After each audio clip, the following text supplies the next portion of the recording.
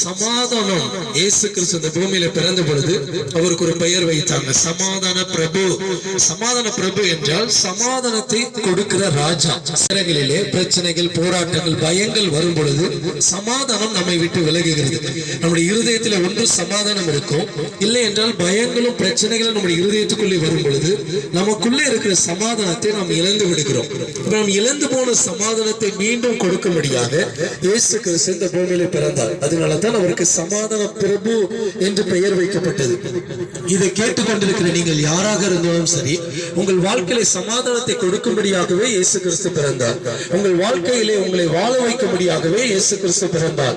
உங்களுக்கு சமாதானத்தையும், நீங்கள் பயப்பட வேண்டாம், உங்களுக்கு நம்பிக்கையை கொடுப்பதற்காகவே இயேசு கிறிஸ்து பிறந்தார். இயேசு கிறிஸ்து பிறந்த உடனே பயந்து கொண்டிருந்த மனிதர்களுக்கு நீங்கள் பயப்படாதீங்கள் என்று சொன்ன உடனே அவர்களுக்குள்ளே ஒரு நம்பிக்கை வந்தது.